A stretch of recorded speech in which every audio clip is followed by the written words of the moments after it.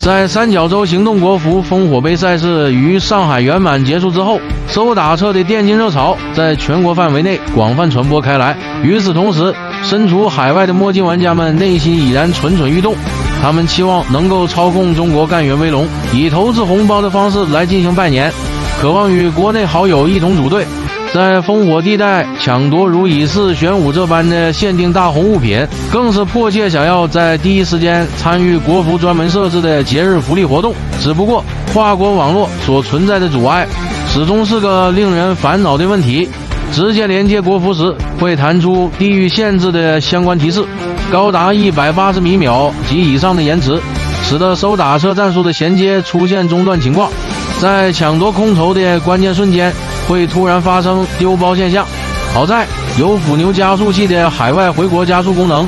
为全球玩家扫除这些阻碍。腐牛加速器作为一款在游戏加速领域深入钻研的专业工具，依托其分布于全球的金融级专线节点，从根本上解决了跨境网络方面的难题。三角洲行动所采用的定局加赛点夺专赛制，对实时决策有着极高的要求。在6队混战的场景中，哪怕仅仅是100毫秒的延迟，都有可能让玩家错失夺取砖块的时机。腐牛加速器的智能路由算法会自行筛选出最为合适的回国线路，避开公网拥堵的节点，通过国内核心城市的 IDC 进行中转，从而实现光纤直连，将延迟稳稳地控制在40米秒以内的竞技级区间。